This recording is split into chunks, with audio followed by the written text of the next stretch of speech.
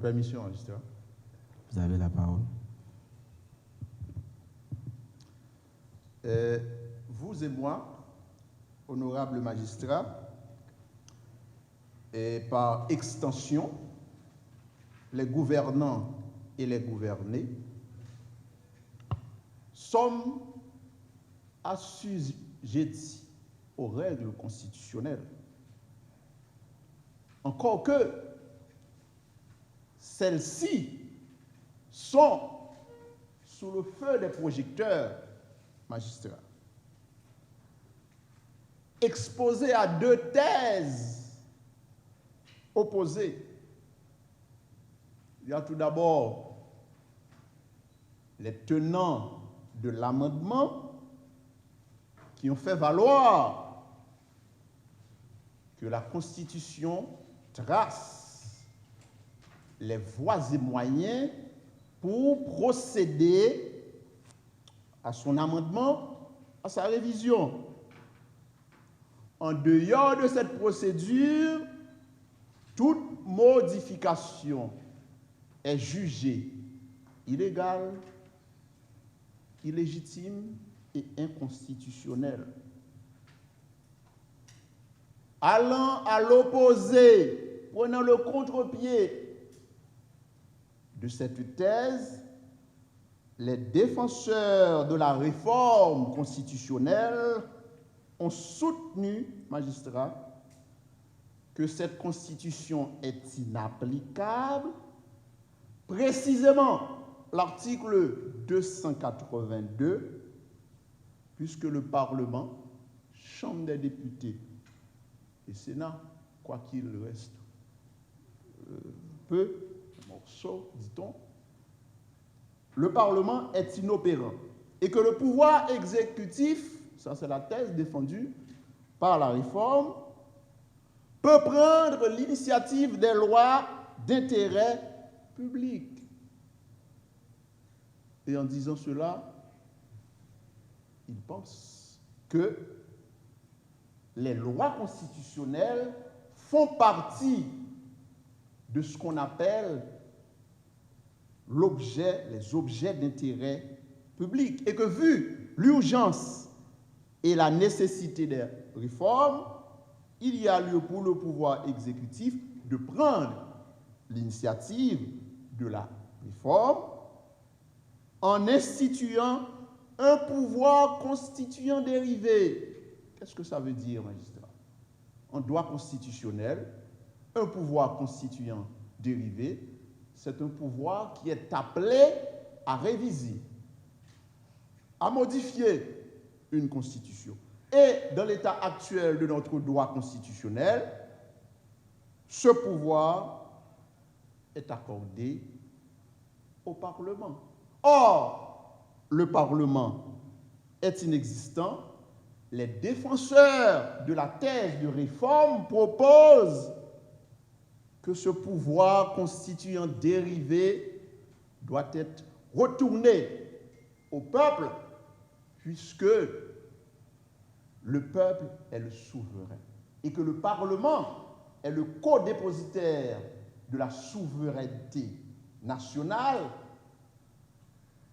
Il est investi, donc co-dépositaire. Donc, qu'il s'agisse de l'exécutif ou du Parlement, ils viennent de cette souveraineté exprimée à travers les élections. En réplique, les tenants de l'amendement disent que l'article 111 n'accorde aucun pouvoir à l'exécutif de légiférer et écarte du même coup cet article en préconisant la pérennité, l'intégrité constitutionnelle de 1987, et magistrats, ils ont cette peur bleue qu'il y ait un glissement vers la dictature. Et dans ce cas de figure, les défenseurs de la thèse de la réforme renchérit en avançant que le pouvoir constituant dérivé tel qu'il est institué dans la Constitution doit être retourné au peuple et que cette clause de révision doit être déverrouillée et qu'il revient au peuple de décider, car c'est le peuple qui est le souverain et lui seul peut modifier, et que le pouvoir législatif, qui est codépositaire de la souveraineté, ne peut le faire. Voilà, magistrats, le cadre dans lequel vous êtes appelés à décider.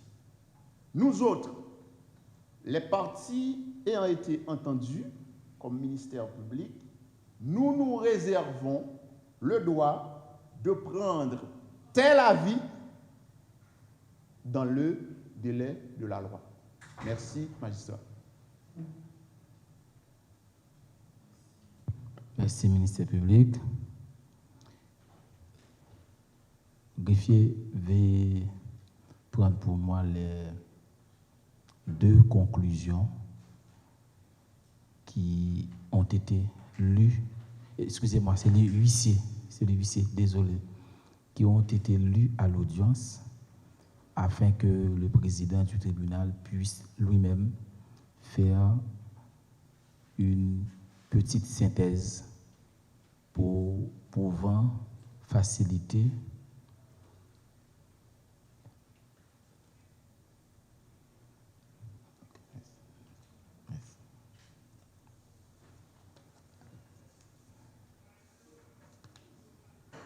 pouvant éclairer la lanterne du public et de l'auditoire.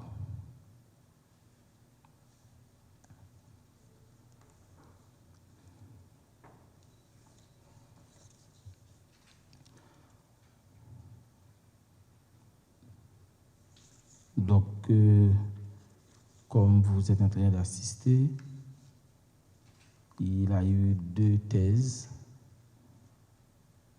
mettant aux prises ce matin à l'audience. La première thèse s'était basée sur l'amendement constitutionnel et la seconde sur la réforme constitutionnelle. Donc, je vais faire un résumé des deux. Donc, concernant l'amendement constitutionnel, selon ce groupe, cette constitution a été votée par plus de 90% des votes exprimés lors de l'amendement de la Constitution de 1987.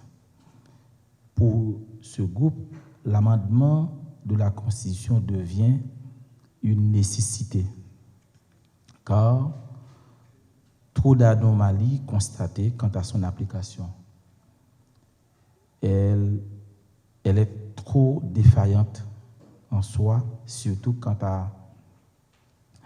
on aborde le problème de transfert de pouvoir. Selon ce groupe, la Constitution de 1987 devient une source d'instabilité. Donc, trop de crise politique. Elle génère trop de crises politiques. Bref, trop d'irritants. Mais en revanche, ce groupe prône pour la sauvegarde de certains acquis de la Constitution, puisque selon ce groupe, la Constitution de 1987 garantit la protection des droits. Elle garantit le droit de l'opposition démocratique, ainsi que le droit des minorités. Ce groupe a mis aussi l'accent sur la dureté de la Constitution 87, puisque le pays avait connu 23. Et ce groupe est contre sa modification sans passer par le processus normal de son amendement. Selon toujours ce groupe, aucune autre constitution n'a vécu autant d'années. Voilà les raisons pour lesquelles que ce groupe opte pour son amendement et non pour la réforme constitutionnelle. Car le concept réforme, dit-il, historiquement, ce vocable ne rentre pas dans notre vocabulaire juridique, dans notre vocabulaire constitutionnel.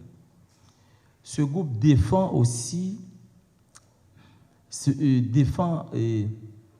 la voie dite légale, c'est-à-dire la légalité, la voie dite légitime pour l'amendement de la Constitution 87, se référant à l'article 282.1 du titre 13 de la Constitution, exigeant bien sûr l'adhésion de 2/3 des représentants du peuple, c'est-à-dire les parlementaires. Pour ce groupe, c'est le peuple qui doit prendre l'initiative de l'amendement via le pouvoir législatif, c'est-à-dire l'Assemblée nationale, pour la déclaration d'amendement. Et le groupe conclut pour dire que ce n'est pas à la Constitution de s'appliquer elle-même. Donc il revient aux politiques de faire bon usage de la Constitution, de faire bon usage des prescrits constitutionnels. Et quant au groupe défendant la thèse de la réforme constitutionnelle, selon ce groupe d'entre de jeu, il tient à définir les concepts amendement et réforme en mettant l'accent sur le pouvoir originaire, bien originel, et le pouvoir constituant dérivé. Pour ce groupe, il y a donc un malaise depuis l'adoption de cette constitution. Et ce malaise persiste encore. Ce groupe, amené par M. Sibert, a voté, selon ce groupe, alors le peuple a voté cette constitution sur la base d'un seul motif, Makout Paladan, selon l'article 291 de la Constitution, mais non pas pour son contenu. Donc, c'est cet article qui a provoqué ce déchirement lors de son adoption. C'est plus qu'une nécessité de procéder à cette réforme constitutionnelle selon ce groupe. Pour ce groupe, la Constitution ne répond pas à la culture et aux desiderata du peuple haïtien. Il évoque les différents malaises qui ont provoqué cette réforme depuis belle lurette, telle faiblesse de volonté quant à la mise en place de certaines institutions qu'elle a prévues, comme le Conseil électoral permanent et autres, Conseil de conciliation et autres institutions. Pour ce groupe, le blocage par excellence des articles 282 à 284 du titre 13 de la Constitution. Ce groupe a passé en revue les difficultés liées à l'application de ces articles. Voilà pourquoi qu'il conclut pour dire que la plus grande incohérence que prône la Constitution 87, c'est l'interdiction du référendum.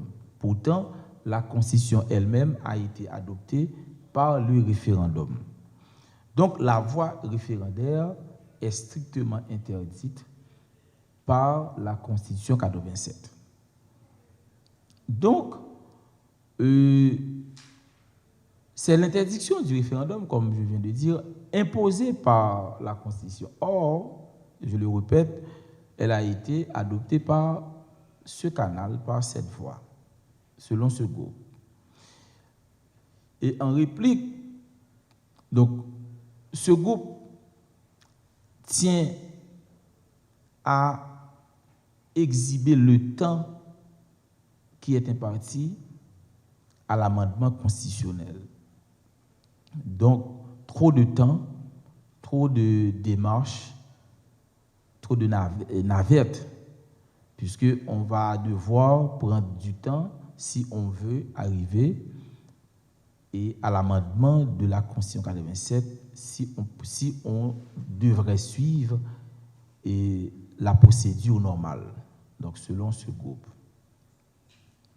Et pour preuve, il a pris comme référence l'article 27 de la Constitution française pour montrer l'essence de la réforme qu'il prône, arguant que la Constitution 87, la Constitution française de 1958 a établi des clauses aussi rigides, c'est-à-dire aussi dures que la nôtre, c'est-à-dire que celle de la Constitution 87. Et pour ce groupe, il a pris un personnage politique qui a fait son chemin bien connu, c'est le général de Gaulle. Le général de Gaulle, en 1963, selon ses dires, a pu réformer la Constitution française de 1968 en dehors des clauses de révision constitutionnelle, référence article 89, selon ses propos, en fonction du principe dit mutation constitutionnelle, référence article 91, selon ses propos. Il dit que par-dessus de tout, là où les constitutions durent, cela prouve qu'elles tiennent compte de la vraie réalité du peuple. Donc, voici en gros les deux résumés, ou bien le résumé du groupe de l'amendement et celui du groupe de la réforme constitutionnelle.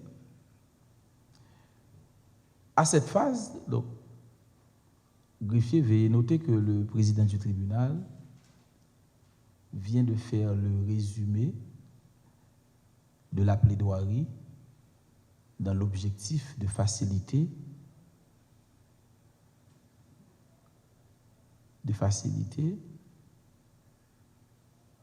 la compréhension du public, la compréhension de l'auditoire, puisque en cette matière si spéciale et si absconse,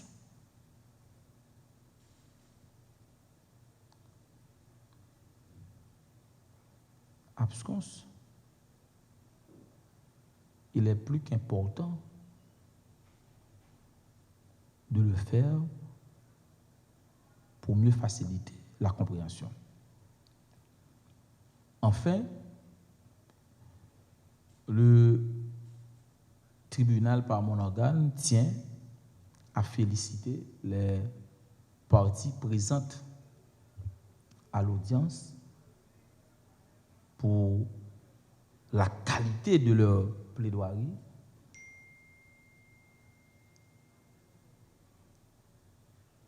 et aussi au cabinet Patrick Laurent pour avoir pris cette initiative, cette noble initiative.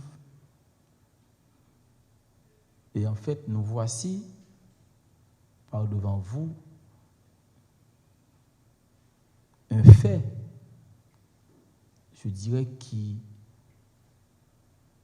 se matérialise ce matin par ce grand et noble acte dont nous sommes tous et toutes témoins,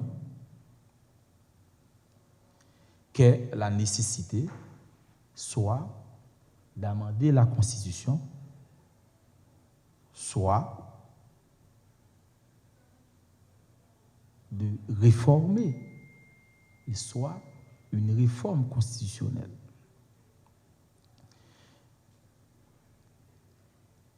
À cette phase, le tribunal déclare entendu les affaires. Greffier, veuillez noter à cette phase, le tribunal déclare entendu les affaires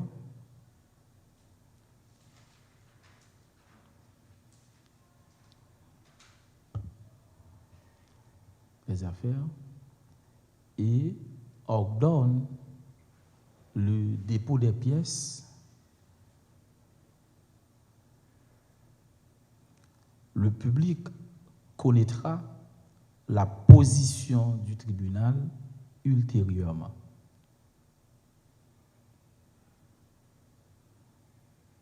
Vu l'heure avancée, le tribunal, par mon organe, lève le siège.